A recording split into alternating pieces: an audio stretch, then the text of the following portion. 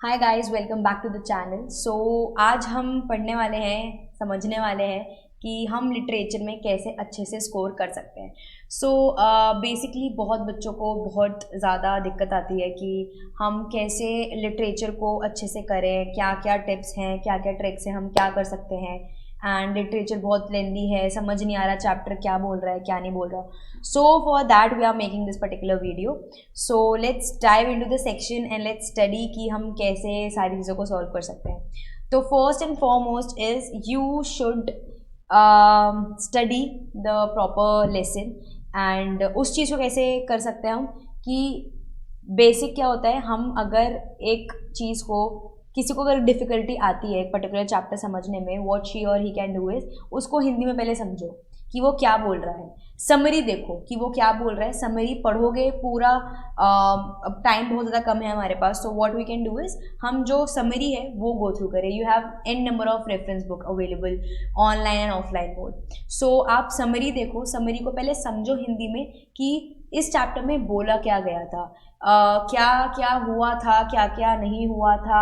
उसके आप 4-5 नोट्स बना सकते हो। फॉर एग्जाम्पल YMCA पूल में क्या हुआ, उसको डर क्यों आया स्विमिंग से, क्या क्या उसके फियर, कब कब कौन से इंसिडेंट्स हुए थे, उसने कैसे ओवरकम किया, ओवरकम करने के बाद उसका बता दें कि आपने ओवरकम कैसे किया, ये चीज़ें उसने करी। एंड क्या YMCA पूल में हुआ था, उसने क्या क्या, उस बुली वाले बच्चे ने क्या क्या किया था, आपने ऐसे नोट्स बना दिए। So you can go through. पहले फर्स्ट चीज़ हमें इंग्लिश को डर के नहीं करना है, इंग्लिश को हमें बहुत स्मूथ फ्लो प्रोसेस से, अच्छे प्रोसेस से हमें समझना है। So first what you can do is आप समरी पढ़ो, समरी को अपने वर्डिंग्स में, अपनी हिंदी जो भी, अगर आपको समरी समझ में आ रही है तो समरी को आप नॉर्मल इंग्लिश में समझो कि क्या बोला है। देन अगर वो नहीं आ रही है तो उसको हिंदी में कन्वर्ट करो, समझो कि वो क्या बोल रहा है, पॉइंट क्या थे। Then make notes out of summary कि इस चैप्टर में ये चीज़ें हुई थी। अगर वो आपने नोट्स पॉइंटर्स बना के रखे, जब आपका एग्जाम आ रहे होंगे या जब 2-3 दिन बाकी होंगे, you can just go through, you can just flip the pages and you can just go through what all things were important in this particular chapters। and ये हो गया कि आपको कैसे गो थ्रू करना है। अब अगर आपको वो चैप्टर समझ में आ गया है कि उसको उस चैप्टर के अंदर था क्या, you can write it in your own words. अगर नहीं समझ में आया, ask for help from anyone, like your friends, your classmates, your teachers and your tutors. उनकी हेल्प लो, उनसे समझो कि क्या बोला। ये शर्माना नहीं है, बिल्कुल पूछना है, बेझिझक कुछ पूछना है। You can use online and offline mode also, वहाँ से भी आपको वीडियो से भी समझ आ सकता है कि क्या बोला गया है। एंड उस चीज़ को समझो। ये 3 चीज़ें करो लिटरेचर में, इट वुड बी लाइक कि तुम बहुत अच्छा स्कोर करोगे मेरे हिसाब से तो।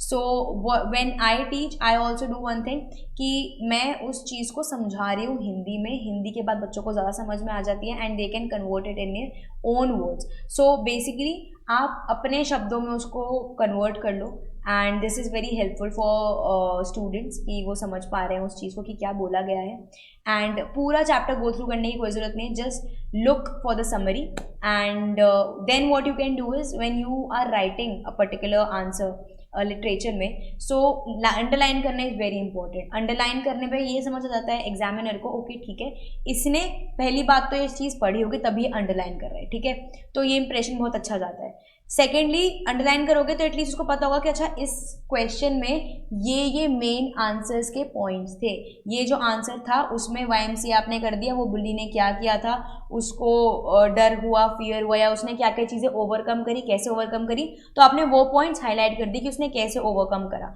तो वो बहुत ज़्यादा हेल्पफुल हो जाता है। Presentation should be very nice. अगर आपने प्रेजेंटेशन बहुत बेकार करी है, इट मीन्स कि आपने बहुत कीड़े मकोड़े चलाए हैं, तो एग्जामिनर को पता चल जाता है कि यहाँ पे इस बच्चे को दिक्कत है और उसका इंप्रेशन खराब हो जाता है। वो और घुस के आपका पेपर पढ़ेगा कि क्या क्या लाइन बाय लाइन कि क्या क्या इस बच्चे ने लिखा है, और ग्रामेटिकल जहाँ मार्क्स नहीं कटने हैं वहाँ भी आपके अच्छे से मार्क्स कट जाएंगे, तो हमें वो चीज़ नहीं करनी है।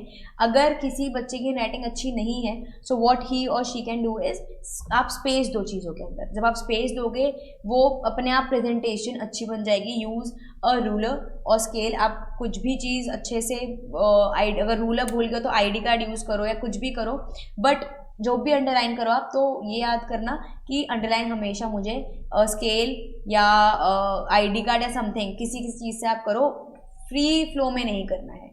अंडरलाइन, बिकॉज कभी कभी वो गलत भी और वो भी गंदगी कर देती है प्रेजेंटेशन में. सो मेक श्योर ये सारी की सारी हम चीज़ें करो. लिटरेचर में रटना नहीं है गाइज. जहाँ आपने रट लिया एक चैप्टर को, वहाँ जो उसके मेन स्पेसिफिकेशंस थी, मेन पॉइंट्स थे, वो भी आप भूल जाओगे.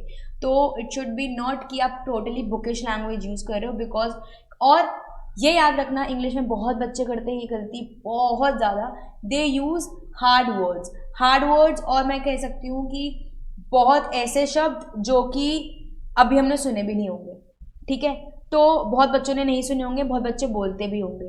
जो आपका चेकर होता है ना, यू डोंट नो कि वो चेकर जो आपका पेपर है वो कहाँ जा रहा है, किस रीजन में जा रहा है, किस गांव में जा रहा है, किस सिटी में जा रहे हो, यू नेवर नो. ठीक है, तो use simple words in your writing.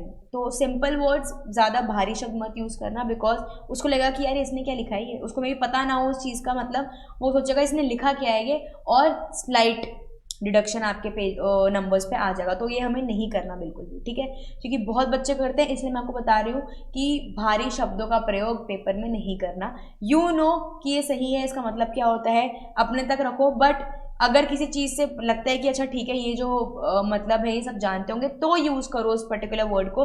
But अगर लगता है कि ये अभी इतना भारी शब्द जो शायद इतना इंट्रोड्यूस नहीं हुआ है, लोगों को नहीं पता है, तो थोड़ा मत ही यूज़ करना मेरे हिसाब से, बिकॉज मार्क्स कटने के चांसेस बहुत ज़्यादा हो जाते हैं. देन ऑलवेज मेक श्योर कि जो आपने लिखा है एट द एंड अगर टाइम बचता है तो आप पढ़ो. बिकॉज कभी कभी कोई चीज़ें होती है कि आप मिस आउट कर जाते हो, एंड अगर कुछ मिस आउट भी करते हो, जस्ट मार्क सम स्टार और सर्कल, और उस चीज़ को ऊपर लिख देना कि ये पॉइंटर्स उस चीज़ पे थे, तो आपको पता चल जाएगा. ठीक है, उसी के अंदर लिखना इज रॉन्ग. ठीक है, मतलब कोई भी आपने चीज़ लिखी हो पैराग्राफ के अंदर ही, अगर आप एक छोटी सी लाइन लिख दोगे और एक हाइफन लगा के, कुछ भी एक डॉट लगा के लिख दोगे, वो ज़्यादा शैबी लुक देगा एज कम्पेयर टू एक डॉट आप मार्क करो, और जो मार्जिन की ऊपर वाली जगह होती है वहाँ पे आप मार्क कर दो, वहाँ पे आप लिख दो कि ये इस चीज़ से लिंक कर रहा है. ठीक है, तो बीच में नहीं लिखना. Presentation should be very nice. और भी आपको अपना देखना कि आपने लिखा क्या है एग्जैक्ट में, कि कोई गलती है तो स्ट्राइक कर दो उस गलती को. और हमेशा अपना क्वेश्चन पेपर करने के बाद ज़रूर पढ़ना कि कुछ मिस आउट तो नहीं हुआ है आपसे, कोई क्वेश्चन कुछ भी मिस आउट तो नहीं. अगर मिस आउट होता है, नहीं आता, तब भी लिख कर आओ, मे बी शायद मार्क्स मिल जाए उस चीज़ की, यू नेवर नो. टाइम अच्छा चले तो मार्क्स मिल भी सकते हैं. सो मेक श्योर कि ये आप काम करो.